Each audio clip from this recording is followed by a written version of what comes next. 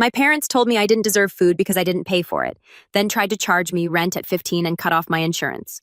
So I documented everything, took them to court, and watched their perfect family image fall apart. I have parents who had exactly one talent between them, looking like they had it together. My dad sold medical devices, good money company car expense account he treated like a personal ATM. My mom hadn't worked in years, but somehow always had fresh nails and a rotating collection of throw pillows from Home Goods. From the outside, we looked like a solid middle-class family in the suburbs outside Charlotte. That whole thing cracked the week I turned 13. I came home from school needing supplies for a history project, poster board, markers, the usual stuff. My mom was on the couch scrolling her phone next to a pile of shopping bags from TJ Maxx. I asked if she could take me to Walmart, and she didn't even look up. Just said I was old enough to figure it out. Her and my dad had decided I needed to learn how the real world works. Then she hit me with this whole speech about how kids my age in other countries were supporting entire families, and American children were soft because parents coddled them instead of building character. Within a month, they stopped buying me lunch money, then school supplies, then clothes. The message was always the same. I was spoiled. They weren't running a charity and we weren't poor. My dad cleared 6 figures in a good year. They went out to eat 3-4 times a week. They had the money. They just decided I wasn't worth spending it on. So I adapted, picked up odd jobs, washed cars for $10, cleaned gutters for 20, figured out how to make ramen 6 different ways, and which gas station on Route 4 sold day-old sandwiches for $1 after 8 p.m. Bought my own shoes from the Goodwill on MLK Boulevard. Walking into 8th grade and scuffed up clearance sneakers while your mom drives a leased Lexus does something to your brain that doesn't fully heal. I asked a teacher for an extra pen one day in October, and she looked at me like I was pitiful. That look burned worse than going hungry. Never asked a teacher for anything again. My dad loved to perform fatherhood for an audience. At neighborhood barbecues, he'd clap me on the shoulder and brag about how I was learning the value of $1. Told his buddy Phil that the problem with kids today was that parents handed them everything, and he was raising a man, not a dependent. This speech was usually delivered holding a $12 cold-pressed juice next to a cooler of imported steaks. Dude had the whole neighborhood convinced he was dad of the year, and if you questioned the act, you got frozen out of the social circle. The thing that really sealed it for me was Thanksgiving that year. They hosted. My mom spent $300 on a spread that could have fed 20 people, turkey glazed ham, 4 different pies. I know the exact amount because I saw the Costco receipt on the counter and memorized it. I sat at that table eating food my parents paid for and realized it was the first real meal they'd given me in weeks. They'd spend any amount to look good for an audience. But feeding their own kid on a random Tuesday, that was my problem. I started keeping notes that night, just a cheap spiral notebook from the dollar store. But I wrote down dates, what they bought for themselves, what they didn't buy for me, every conversation where they told me to handle my own expenses. I didn't know what I'd do with those notes yet. I just knew that one day the gap between who they pretended to be and who they actually were would matter. And when that day came, I'd have receipts. There was one night around this time, maybe 3 weeks after the whole thing started, where I was eating plain rice in the kitchen at like 10 p.m., and my mom came in for water. She stood at the counter watching me for a second. Then she opened the fridge, pulled out leftover chicken from their dinner, and set the container on the table next to me. Didn't say anything, just went back to her room. My dad never found out. It confused me more than it helped, honestly, because it meant she knew. She knew it was wrong, and she did it anyway every other day except when guilt caught her at the right angle. By 14, I had a steady job at a small engine repair shop near the industrial park off Highway 51. Started sweeping floors and organizing parts bins after school, earned the owner's trust, and within a few months I was doing real work under his supervision. He didn't ask a lot of personal questions, but he noticed things. He noticed I showed up hungry most days and started keeping a box of granola bars and bottled water in the back room without making a thing of it. He noticed my clothes were getting smaller on me because I was growing and not replacing anything. Left a bag of his nephew's outgrown stuff on my workbench one day with no note. He paid me cash at first, then moved me to a real paycheck when I turned 15 and got my work permit. $12 an hour, 15 hours a week during school, more in summer. Wasn't a fortune, but it was mine. And I earned every dollar with grease under my fingernails. I kept every receipt. Every pay tab went into a folder I hid in the lining of my backpack. I opened a checking account at a credit union across town, not the bank my parents used my school ID, and a copy of my birth certificate I'd found in a filing cabinet while my parents were out. The credit union had a youth account program that only needed valid ID and a $10 minimum deposit. The account was in my name only. Set up direct deposit through the shop and never mentioned any of it at home. My neighbor Vince became the other anchor in my life during this stretch. Retired electrical contractor, early 60s, former Army. He noticed I was leaving for work before dawn and coming home after dark. One Saturday, he walked over while I was fixing my bike chain and just set a grocery bag on the ground next to me. No speech, no pity face, bread, deli meat, apples, protein bars. I almost lost it right there on the driveway. But I held it together because that's what I'd trained myself to do. Vince let me store my tools and important papers in his shed after my parents started going through my room. And that was the first real jump from neglect into them actively messing with me. I came home from work one Wednesday and found my dad sitting at the kitchen table with my budget notebook open in front of him. He'd gone through my desk, found my records, and wanted to know why I had over $2,000 saved. He was tapping the notebook like it was evidence in a trial. $2,000. You've been hoarding money while this family bleeds. I spent most of it on school stuff and bus passes. Don't insult me. Where's the rest? I held his stare and said nothing. He couldn't prove anything because I'd already moved my real savings to the credit union. After that, every important document went to Vince's house. Yes, I had to trust a stranger because my family were that bad. In a fireproof lockbox he gave me from his own garage. My pay stubs, my budget records, screenshots of their spending pulled from the family Amazon account. Photos of their DoorDash order history piled up in the kitchen trash, while my shelf in the fridge held a half-empty jar of peanut butter and some American cheese slices going stale. I also started doing small electronics repairs on the side, fixing cracked phone screens and dead charging ports for kids at school. $10 for a screen swap, $15 for a charging port. Wasn't huge money, but it added up to another $100 or so a month that my parents knew nothing about. Every dollar went into the credit union account. School was its own grind. My grades slipped hard because I was running on fumes. I'd work until 9 o'clock, come home, do homework until midnight, then drag myself out of bed at 6 o'clock. Failed a math test for the first time in my life, then failed another one. My shop teacher, former Navy guy, noticed I was falling asleep in class and pulled me aside. You lost 8 pounds since September. I can see it in your face. What's going on at home? I gave him a partial version. He didn't push for the rest. He started letting me use his classroom during free periods to catch up on assignments and connected me with the school's free tutoring program. He also just started keeping an eye on me in a way that felt protective without being smothering, checking my attendance, tracking my weight, noting stuff in his own records. Meanwhile, my parents were perfecting their public image like it was a sport. Church every Sunday morning, front row matching outfits. My dad joined the HOA board. My mom volunteered at the school book fair and posted about it on Facebook like she was saving the world. They looked like parents of the year from the outside while I ate rice and hot sauce for dinner 3 nights a week. I made a mistake around this time that actually cost me. Left my phone unlocked on the kitchen counter while I was in the bathroom, and my mom saw a text from my boss about my upcoming work schedule. It mentioned my hourly rate and estimated monthly earnings. She told my dad that night. They sat me down at the kitchen table and told me that since I was earning adult money, I needed to start acting like an adult member of the household. They wanted $400 a month. I was 15 years old. My dad had typed up an actual document on his laptop, printed it on white computer paper with a header that said Household Contribution Agreement in bold. $400 a month plus a share of utilities. Effective immediately, signature line at the bottom with a date field. He held it out with a ballpoint pen like this was a normal business deal and not a grown man trying to shake down his own kid. But here's the part that actually hurt. Because my mom had seen the text, she also told him about the side work, the electronics repairs, which meant kids at school found out I'd been exposed, and a few of them stopped bringing me their phones. Lost maybe half that side income overnight. Not because of anything I did wrong, but because a 15-year-old's phone repair business doesn't survive when people think your parents might show up asking questions. That stung. I did the math on the rent demand while they watched me. Between the shop and what was left of my side work, I cleared maybe $600 on a good month after taxes. $400 in rent plus utilities would leave me less than $150 for food, clothes, school supplies, and everything else my parents had stopped covering years ago. It just wasn't possible. I told them I needed a few days to think about it. My dad slammed the pen down. A few days. Real men don't need a few days to help their own family. My mom's voice cracked on cue. We gave you everything, and you can't even do this one thing. You just remodeled the bathroom. I said rainfall, shower, head new tile. You're not struggling. That shut them up long enough for me to get to my room and lock the door. I called my boss that evening. He listened without interrupting, which was his way. And when I finished, he went quiet for a second. Kid, you need someone with a law degree, not a wrench.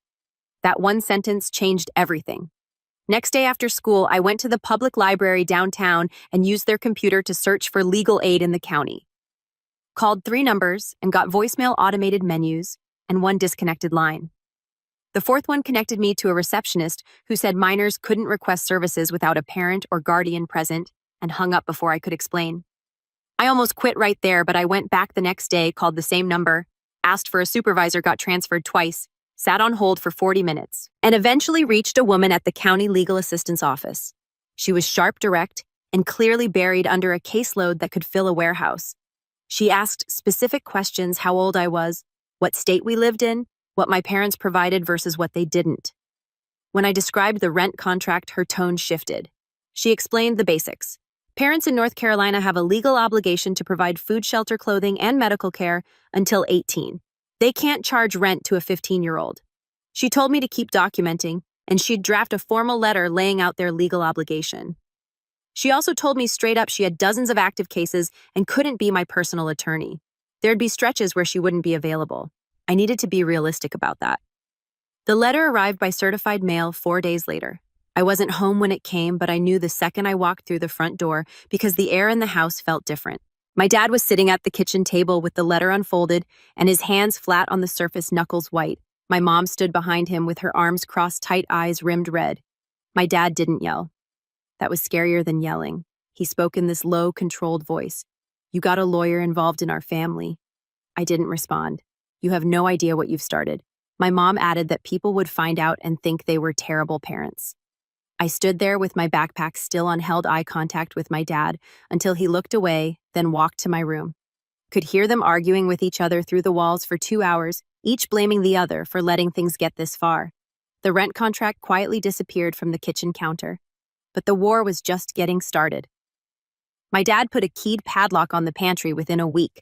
Only he and my mom had keys. The fridge stayed open, but they started buying only raw ingredients that needed stuff from the locked pantry to actually cook.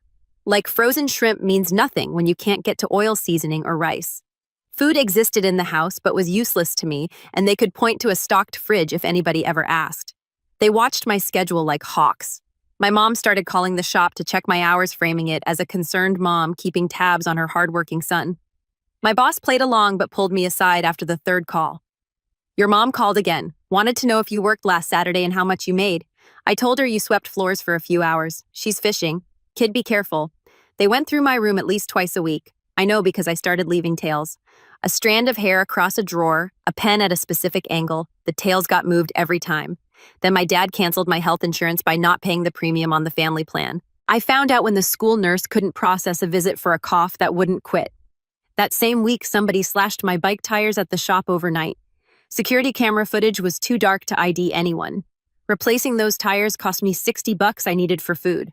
I tried calling my legal aid contact about the insurance. Got her voicemail 3 days straight. On day 4, I finally reached her. She'd been in court all week on another case. She sent a letter and my parents put the insurance back within 9 days. But those 3 days of radio silence when I needed help that almost broke me. First time I really understood that nobody was coming to save me on a schedule that worked for my life. Vince drove me to the shop every morning for 2 weeks while my bike was down. But Vince had his own stuff going on. His wife was in assisted living with dementia, and some weeks he was barely keeping it together himself. There were days he dropped me off and I could tell he'd been crying. I started walking the 3 miles to work on days he looked rough, even when it meant showing up late. On those walks, I'd stop at a gas station, and the clerk started slipping me an extra sandwich sometimes without saying a word. Anyway, the worst hit came when I got home one Friday and found my dad had gone through my room again this time, finding a backup drive with copies of my documentation. He was sitting at the kitchen table with it in front of him. "You're keeping files on your own parents." His voice was ice, like we're criminals. "It's school projects." He leaned forward. "Don't lie to me. I read every file on this thing. Delete all of it tonight or I take your phone, your laptop, and you can earn them back when you remember who pays for the roof over your head." He took them. All of it. Phone, laptop gone for 2 weeks. What he didn't know was that the important stuff was backed up to the cloud and stored at Vince's house. But I lost about 3 weeks of recent documentation I hadn't transferred yet. That was on me. I'd gotten lazy, and it cost me a real chunk of evidence. After that, I backed up daily using the library computers, but the gap in my timeline bothered me for months. Then my dad got fired. Not laid off, fired for cause. Something about falsified expense reports which tracked perfectly with a guy who'd been inflating his lifestyle on paper for years. Suddenly, our household was down to one income. My mom's part-time retail gig and a mortgage that needed two real salaries. My dad burned through their savings in 6 weeks. I know because my mom left their bank statement on the printer and I photographed every page. My mom was different during this stretch, quieter. I caught her sitting at the kitchen table one morning staring at nothing. And when she noticed me, she said, "This isn't what I wanted." Not to me exactly, more like she was saying it out loud for the first time. Then she got up and started making coffee like it hadn't happened. But I heard it and I filed it away. My dad showed up at the shop one afternoon. No warning. Walked right past my boss into the service bay where I was working. "You think you're a big man now, making money, keeping secrets from your own father." I kept my hands on the engine, didn't look up. "I'm out there killing myself trying to keep a roof over your head and you're in here playing mechanic like you don't owe us a dime. You're a parasite." 2 customers were standing like 6 feet away. One had her phone out. My boss stepped between us. "You need to leave now. That's my kid. I have every right. You have the right to walk out that door before I call the police. Pick one."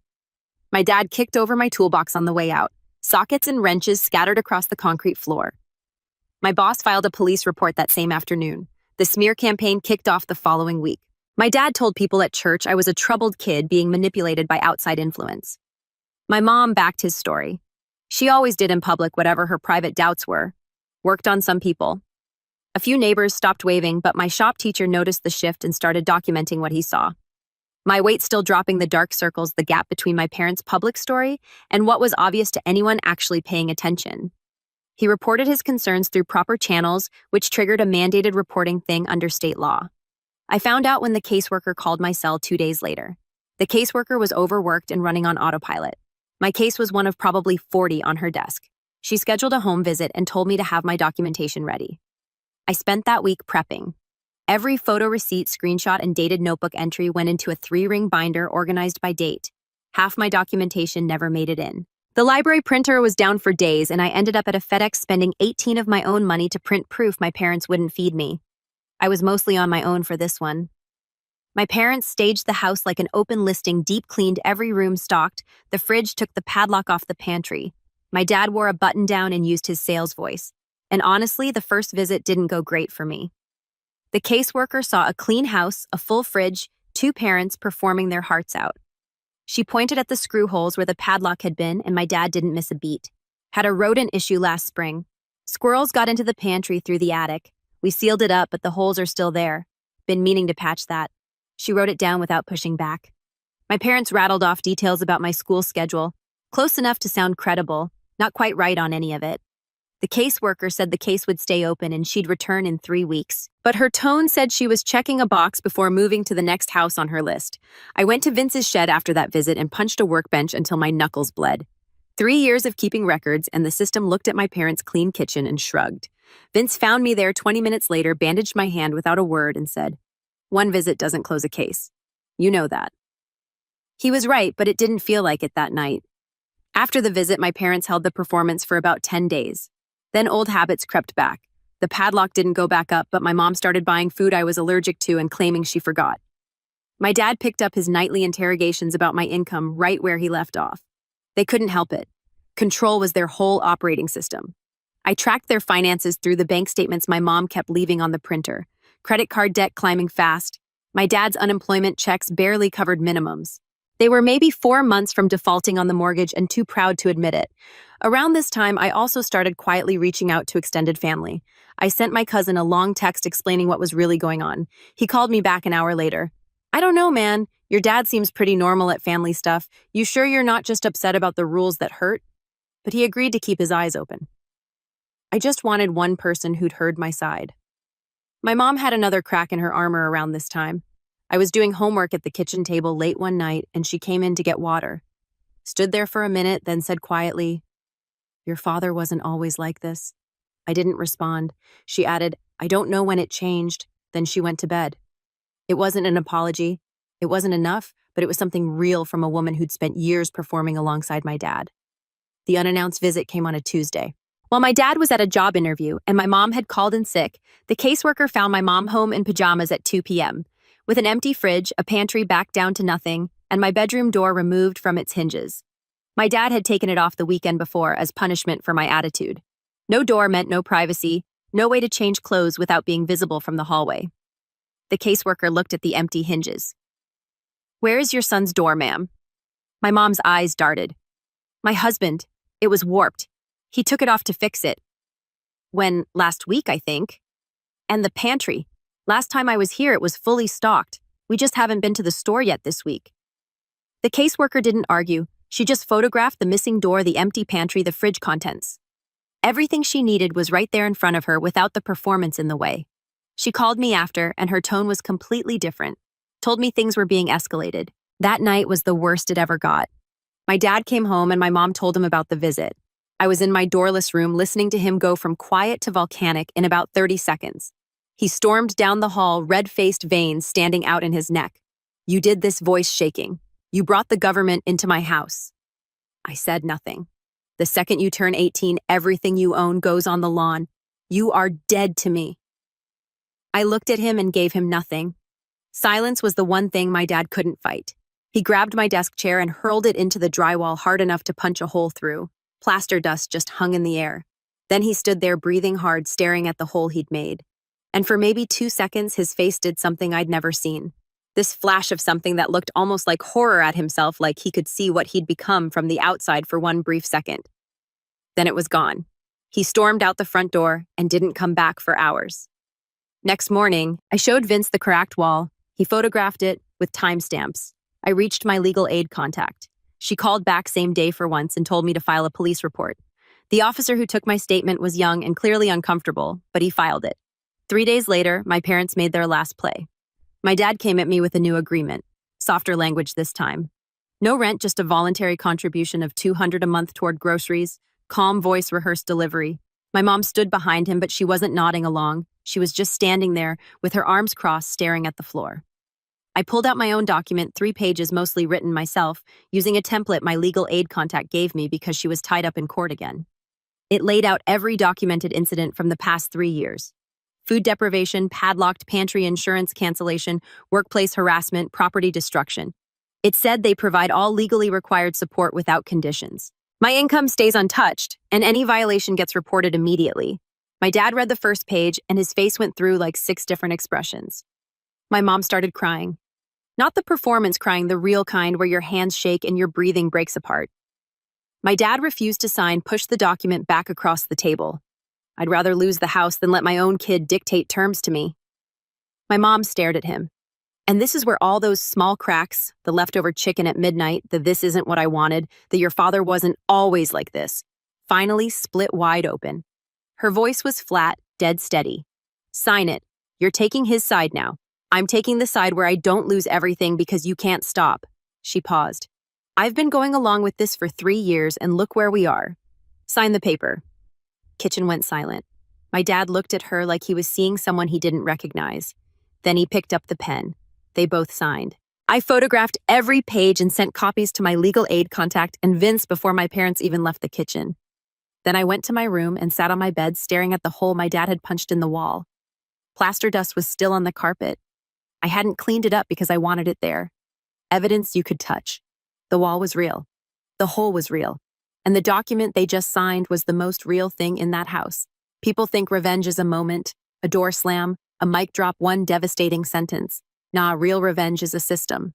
Months of patience that turns someone's own behavior into the weapon that takes them apart. My parents signed that agreement in December. By March, I had 3 months of documented compliance and 3 months of cracks showing because they couldn't change who they were. Control and image management were hardwired into them. My dad's job search went nowhere. His old employer had flagged his termination as for cause and medical device. Sales is a small world. He ended up taking a night shift warehouse gig at a third of his old salary. The caseworker's monthly visits continued. Grocery receipts required, insurance verification required, school progress reports required. The nuclear part happened in April. My dad broke the terms through small, deniable moves. He rerouted household bills to a P.O. box so I couldn't track spending. Had my mom switched to the cheapest possible groceries so my food access technically met the agreement while the quality dropped to barely edible. And he launched a campaign to destroy my reputation with extended family. I found out from my cousin who called sounding rattled. "Dude, your dad called my mom last night. He's telling everybody you're like having a breakdown or something. Said you've been making up stories about them to get attention. What exactly did he say? That you got CPS involved over nothing and you're being manipulated by some neighbor. He called Grandma too. She left you a voicemail, right? She had. My grandmother's voicemail said she was praying I'd get the help I needed. That voicemail broke something in me. I didn't even know was still intact. He wasn't just neglecting me anymore. He was cutting every family connection I had as a preemptive strike against the truth. That was the line. I called my legal aid contact and told her I wanted to escalate to family court. She was honest. She couldn't represent me, but she connected me with a family law attorney who took cases through the County Bar Association. It took 2 weeks and 3 interviews before an attorney agreed to take my case. Longest 2 weeks of my life. The filing triggered an investigation that required my parents to hand over financial disclosures, parenting plans, and character references. When they listed church friends and HOA contacts as references, those people got phone calls from a court-appointed investigator. Suddenly, the private fiction they'd maintained for years was being looked at by somebody with subpoena power. My dad's references destroyed him. 3 of them independently mentioned that he'd called mentally unstable. The investigator compared this with my school records. 0 disciplinary issues, improving grades, commendations from my shop teacher. The gap between my dad's story and reality was so wide the investigator flagged it as evidence of deliberate manipulation. My mom tried damage control by cooperating, but made a critical error. During her interview, she brought up the rent contract on her own, calling it a misunderstanding. She didn't realize the investigator already had a copy. When confronted with the actual document demanding $400 a month from a 15-year-old, she admitted my dad wrote it that she'd gone along with things she shouldn't have, and that things at home had been worse than anyone knew. That cracked their united front for good. The family court judge reviewed everything in June, all of it. The binder, the photos, the letters, the police reports, the CPS records, the investigator's findings. Judge ordered mandatory parenting classes for both of them, continued CPS monitoring for 12 months, and appointed a guardian albitum to oversee my welfare. The judge also issued a formal finding that both parents had engaged in financial neglect of a minor child that went on their permanent record with Family Services. My dad sat in that courtroom and listened to a judge call him a neglectful parent while a court reporter typed every word. My mom sat next to him with her hands in her lap. Neither of them looked at me. Their social circle dried up after that. Church friends crossed the street at the grocery store. The HOA removed my dad from the board. The mortgage became impossible on his reduced income. And by August, they'd listed the house selling at a loss to avoid foreclosure. The house they'd used as a prop for their perfect family act went to a young couple for $20,000 less than what they owed. They moved into a 2-bedroom apartment on the other side of town. But the moment that actually killed their reputation wasn't the court record. It was a Sunday in July at a neighborhood block party they hadn't been invited to but showed up at anyway. My dad walked up to a group of dads around the grill and tried to act normal, cracking jokes during his same old show. Phil was there. Phil's wife had been interviewed during the investigation. Phil didn't say anything dramatic. He just kind of looked at my dad, then looked away and kept talking to someone else. My dad stood there for a few seconds with his hand half out for a handshake that nobody took.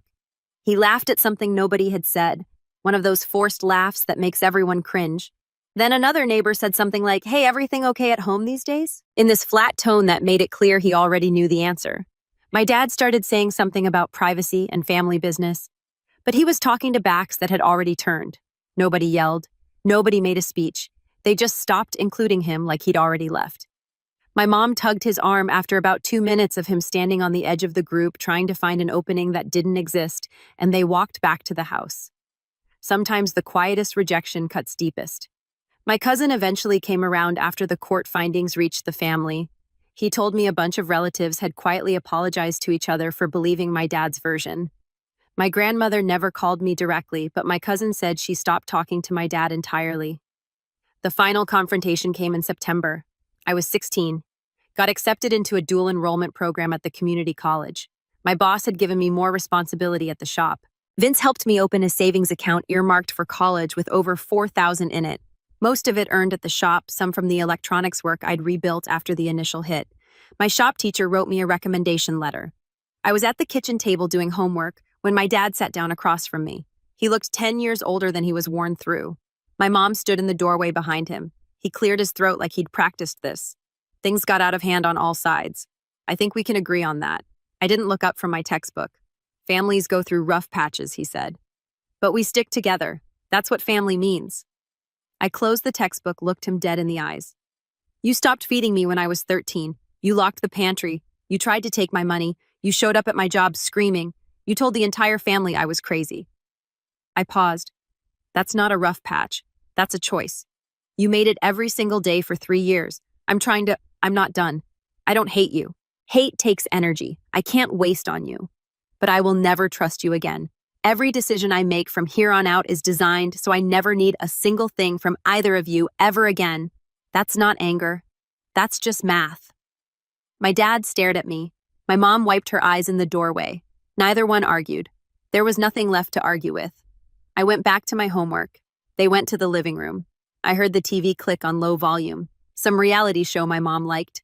Normal sounds in a house that hadn't felt normal in 3 years. It was quiet that night. Not tense quiet. Not pretending quiet. The kind of quiet that settles after something's been broken all the way through and everybody knows it can't be fixed.